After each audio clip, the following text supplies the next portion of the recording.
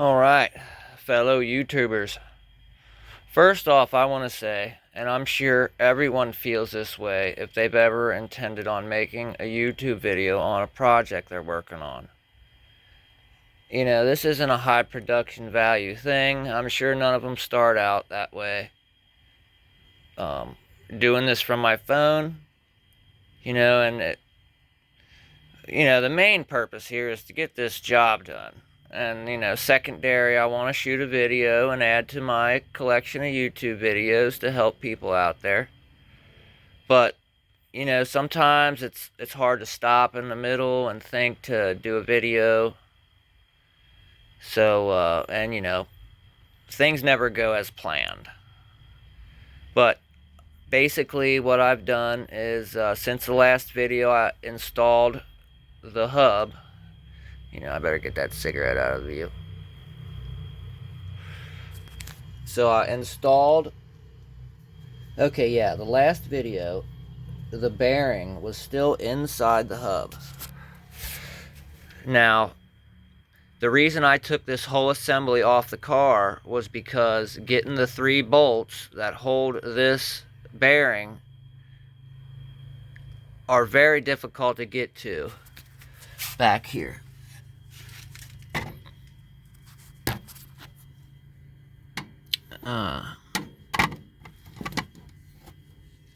There's one, and it's like a triangle. I think you can see the other one. Now those are e-brake bolts. So there's that. This is the e-brake bracket. There's 2 bolts there. You're gonna need to take off for the bracket.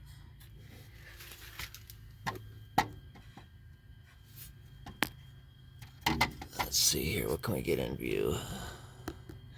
Alright, there's another one way down there at the bottom. Well, there's 3 in a triangle shape. If you watched the last video, you know where they are. There's the head of one there, or we'll say, the tip of one there. There's the tip of the other one in there. Anyway, so when removing this assembly from the hub, or from the hub. When removing the bearing from the hub, I took this whole assembly off because getting those 3 bolts out with this in the car is possible, but damn near impossible. So rather than spending a bunch of time trying, I just took off all the linkages and took the whole assembly off to do it off of the car. Now, good thing I did, because I put an impact on the 3 bolts to try to get this out, and it just stripped the bolts. I used a 5-point socket. I put heat on them before they stripped. I put PB blaster on these 2 days ago before I started the job. They were bound to strip. I know they got Loctite on them from the factory. Anyway, I had to end up cutting the bolt heads off, drilling them out. Just knock the head of the bolt off is all you need to do. And then you can smack the back side of it and this whole thing will come out. If it's off the car, I would not even try doing it on the car. So now it's back on. I've got all the bolts started. There's one here. This is a link there. Here, let me get the flashlight on here going. Okay, so right there's one for that link. Here is your strut bolt for that. This is another link down here. I haven't gotten it tightened yet. Now, as I said earlier, they're all the same size. And they're, as long as you have this spring bucket supported with a jack, you can take this out and you won't have an explosion. But way easier, just zap, ball joint, zap that one off, strut, zap that one off, link here, zap that one off, and this one finally. I might have pointed to that one already. So what's that? 5, 3, 4, 5. 5 of those. This whole assembly comes off. Oh, plus your axle nut. Way easier. And obviously I would have never been able to get it off anyway because I stripped the bolts with this sitting on the ground. Easy to get to. Soaked in PB Blaster. You know, it was the perfect situation, and they still didn't come out. So now the issue I ran into with getting this back on, you're going to want to clean up the hole. You know, once you knock this old one out, pretty corroded in there. This is steel, and you know, this is the hub is aluminum, so they oxidize and corrode, and it's all kind of crusty crap in there. You want to clean that out. I used an air chisel to kind of knock off some of the hard corrosion. You want to clean that up. I put anti-seize around the inside or the outside of the barrel to this thing where it slides into the aluminum. Hopefully I'll never have to do this again, but you know, if I do have to do this again, that will help. I had to go buy new bolts for this at the hardware store. They were M12 175s, 2 inches long. I just used, you know, a regular bolt and a lock washer. I did put a little dot of red Loctite on them to, you know, be sure that they don't come loose. I guarantee you there's going to not be any issues with the strength of the bolt being compromised. You know, it's not a grade 8 bolt or anything like that. There's not really much stress on this situation anyway. You know, it's just holding the bearing housing in there, so no biggie. So one issue I had with getting everything lined back up, all these linkages, you would think it'd probably be a nightmare, and at first it would have been, but as you can see here, I have a come along. Now I'm sure you could probably use a ratchet strap. I really didn't have to pull on this very hard. But lower control arm, right? This is one end of the hook here is on the lip of this lower control arm. The other end is in that nice, perfect size hole in the frame. So it's, you know, that's a jack point. It's a nice, strong spot. So basically what I needed to do was to get, this wasn't an issue getting in. This one here did not want to line up. And basically it was because the control arm was holding this whole assembly back. And so this bolt wouldn't line up. And you're not going to be able to get this bolt in unless this is in the control arm. You know, if it's in front of it or behind it or over top of it, it's going to be way off. So I did take this bolt out completely. I left it in that area, but with the bolt out. And just a couple clicks. Just a couple clicks worth of tension on the come along to pull the arm forward. Got that bolt hole to line up. If I'd have done that in the first place, it would have been smooth sailing. Went right together after that. I mean, basically, after I pulled that forward and got that bolt in, everything else was right where it needed to be. And so right now, I've just got everything in the holes and finger tight.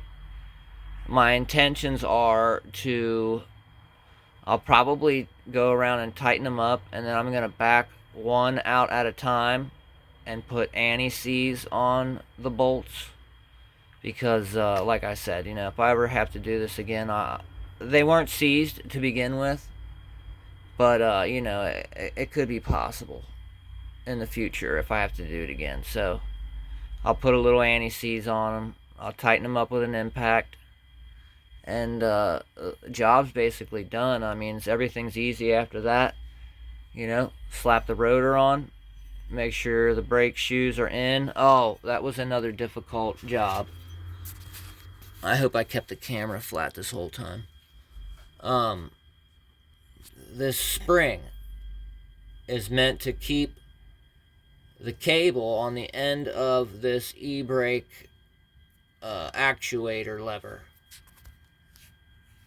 And getting it off is a real pain in the ass. I mean,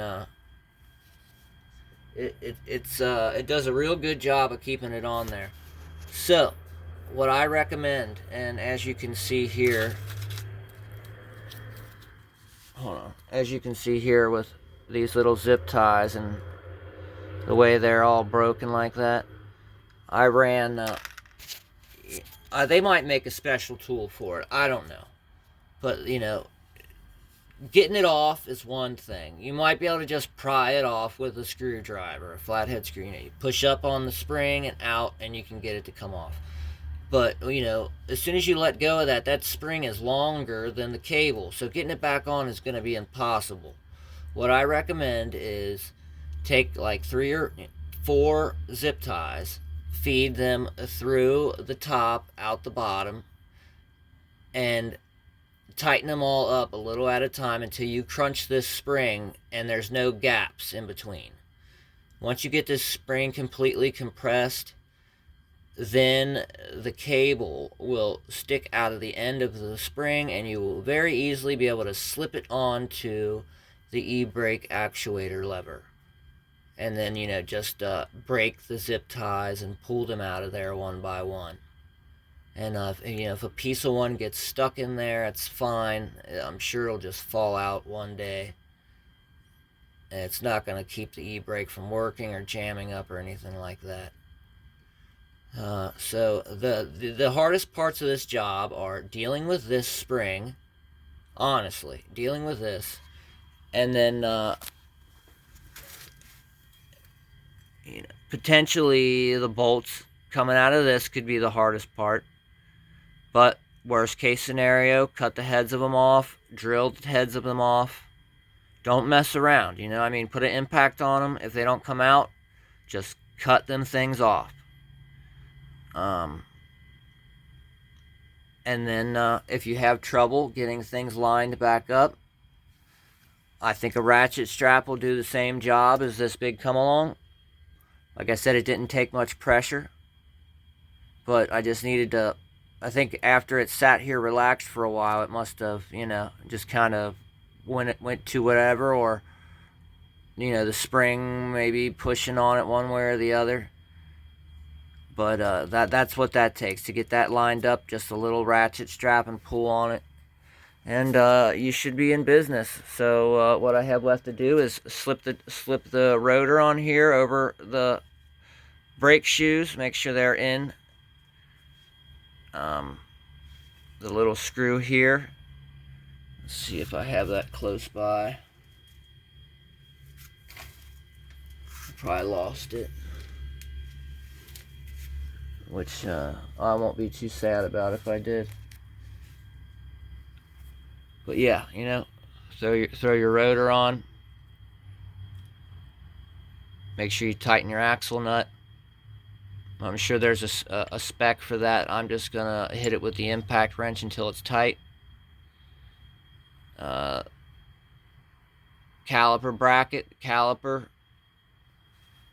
and the wheel. And she'll be done. Make sure you get your sensor back in here. You got to take that out. A little 10 millimeter. Just slides right out. You know, I hung the brake caliper up here with some zip ties to get it out of my way, because if it's dangling over these linkages while you're trying to line things up, it's not very easy to do.